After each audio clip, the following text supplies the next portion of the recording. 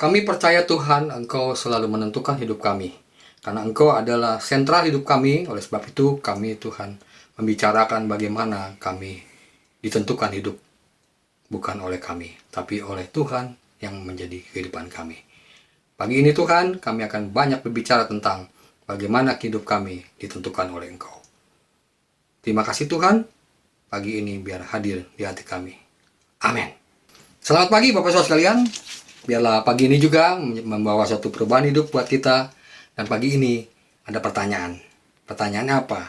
Kenapa sih manusia itu selalu berusaha? Tapi kenapa Tuhan yang menentukan? Bukankah kita mampu melakukan segala sesuatu dengan teknologi dengan apa? Tapi rumusnya tetap manusia berusaha, Tuhan yang menentukan. Kenapa Tuhan yang menentukan? Bukan kita sebagai manusia. Perhatikan baik-baik saudara sekalian. Pertanyaan pertama, kenapa manusia berusaha tapi Tuhan menentukan?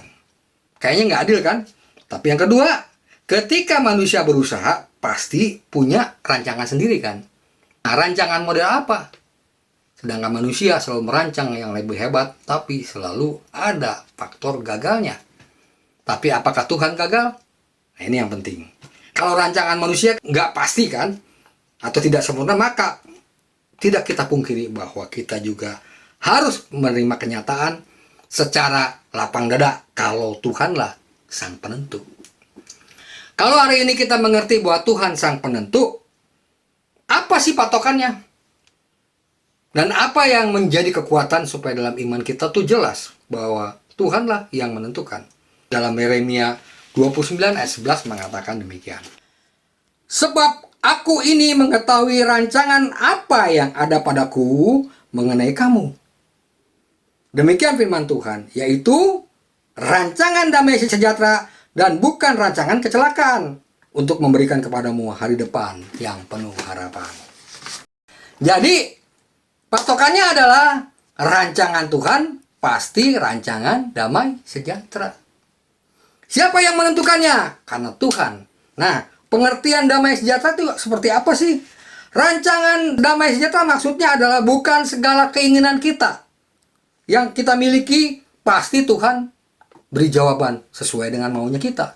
Tapi rancangan damai sejahtera adalah pada saat kita mengalami masalah, pada saat kita mengalami hal yang rumit, Dia punya rencana. Nah, yang gampangnya begini Bapak Saudara. Kalau kita hidup itu, apakah hidup ini buat saya atau hidup ini untuk Tuhan?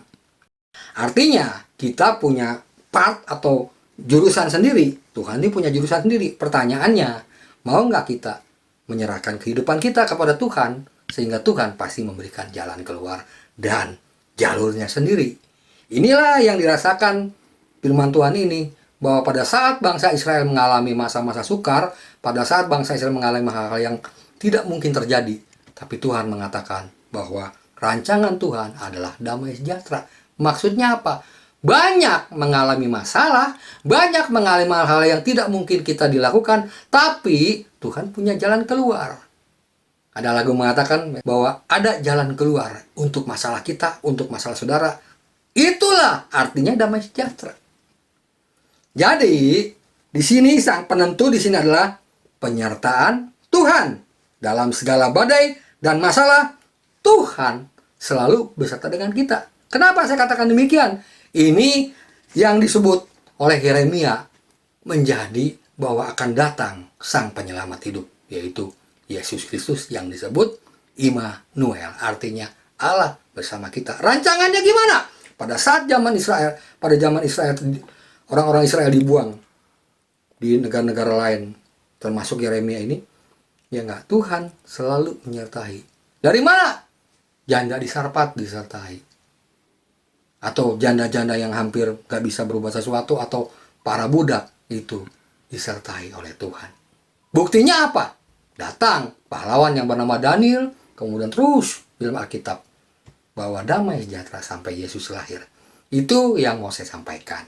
Artinya segala takdir hidup kita atau segala titik hidup kita di bawah rencana Tuhan pasti ya dan amin. Pagi ini Tuhan mengajak kita, saudara dengan saya, diajak oleh Tuhan Marilah kita ikut jalan kebenaran dan hidup. Siapa? Tuhan sendiri. Amin buat firman Tuhan.